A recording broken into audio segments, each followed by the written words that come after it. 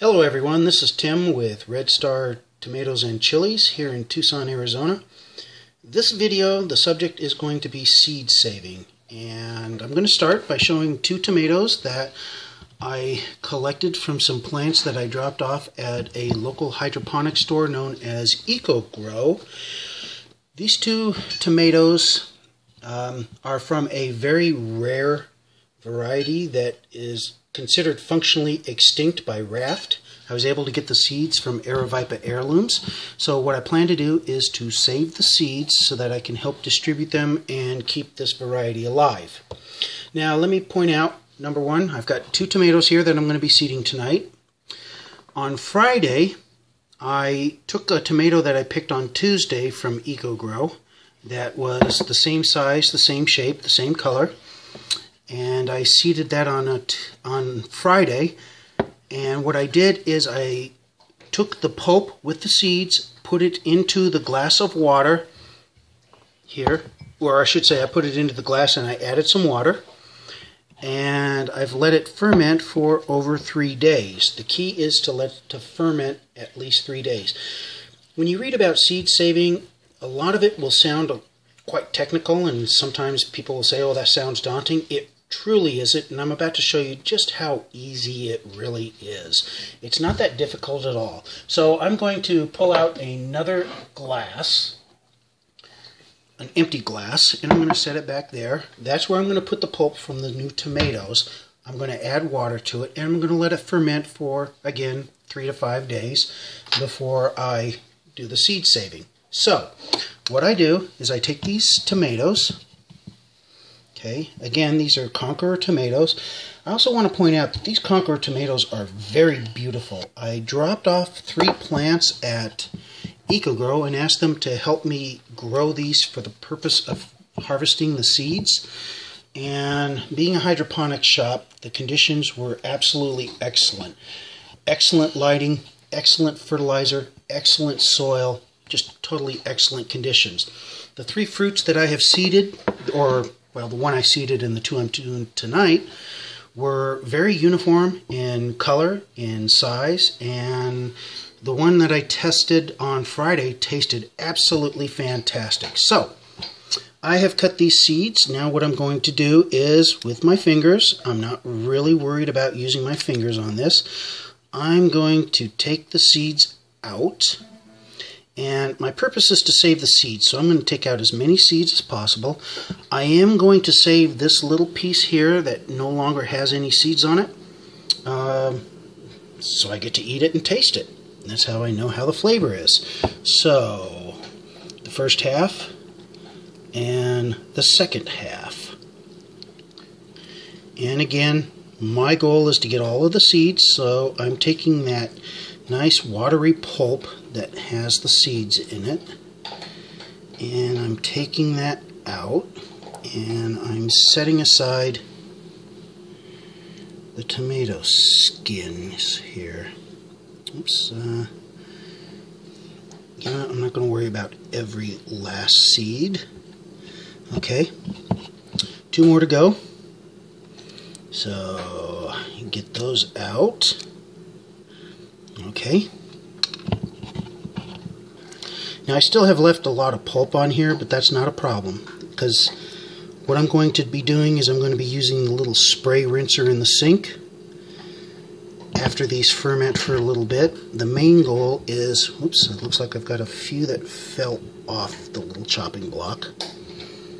You know, these seeds are very valuable since it's such a rare variety that I want to make sure I get them all. Okay, so there we have it. Okay, seed saving, again, you know, last year when I first read about seed saving, it sounded like a very daunting task. It turns out it's actually an extremely simple task. So if you'd like to harvest your own seeds so that you don't have to buy seeds time and time over again, this is a wonderful way of doing it. Okay, so now I've got the pulp out with the seeds, and I can see I've got the camera angle a little bit funny here, but let's pull it back out. Okay, so now what I'm going to do is scoop all of that into this glass. And for the purposes of this video, I'm not really going to show you me filling this up with water, but I want you to see that we've got a pulp level here. Okay, get those seeds in there.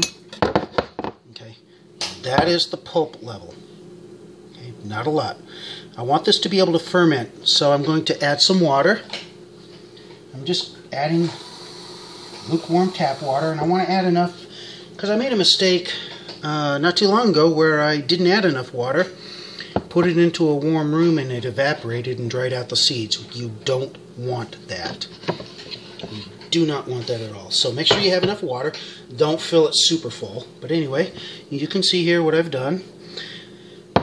What I've read is that it's done fermenting when the seeds start to fall to the bottom.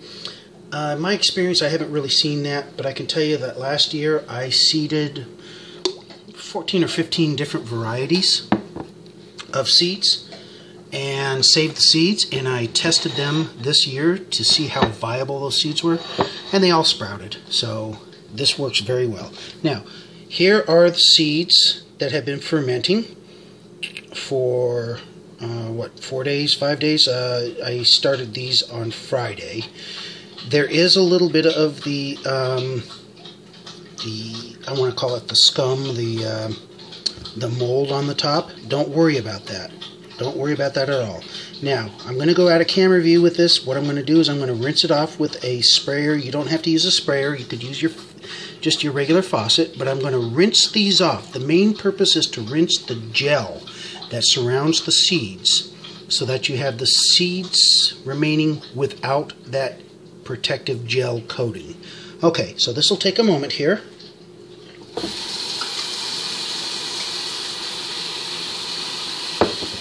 And in this case, I'm going to use the sprayer.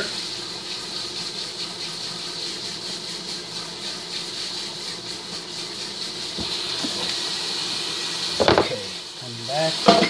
Make sure I've done the glass right. That everything is out.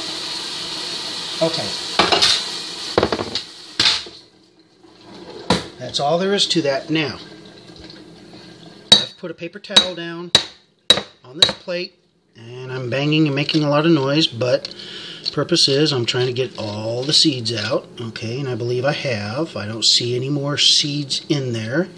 Okay, so let's take a look at that. I've got a clump of seeds there sitting on some paper towels, and actually you can see they're kind of spread. So now I'm going to put the paper towels here and put it over like this, and I'm going to put it in a room so that it dries out.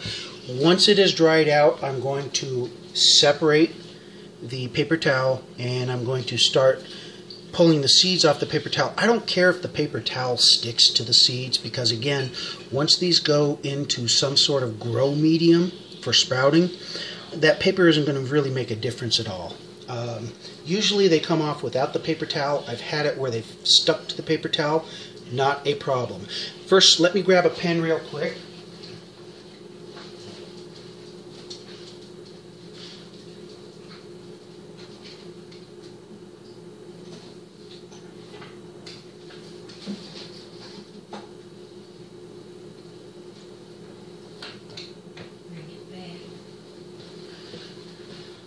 Sorry about the time that took.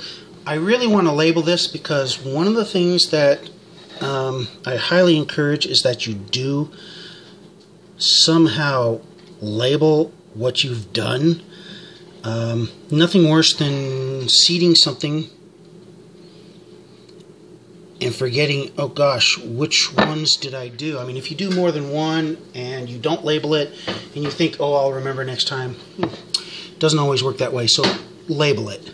Just make sure that you label it so you know what you're doing. Okay, so that's what I've done. Now I'm going to put the label from the jar here, the earlier jar, or the earlier glass, and I'm going to put it on the new glass. I'm going to set this one aside, let that one ferment, and I'm going to follow the same steps of rinsing off the seeds with the strainer once they have fermented, and saving the seeds. Once they are dried, I'm going to put them in their own packet, And that's basically all there is to it. So I hope this kind of demystifies and kind of makes it look a lot simpler, as it should be. Basically, you're going to take the pulp out of the tomatoes. You're going to put the seeds and the pulp into a glass jar with a little bit of water. Let it ferment 3 to 5 days, preferably more closer to 3 days. Rinse off the gel and any muck that occurs. Put it into this little strainer. Put it onto a dry paper towel, cover it, and let it dry. After that, recover the seeds, and you're good to go. That way you save yourself the cost of the seeds, and for rare varieties like this, you're able to pass on the seeds. I hope this has been informational for you, and I hope it really helps you out. Again, this is Tim with Red Star Tomatoes and Chilies. Thank you.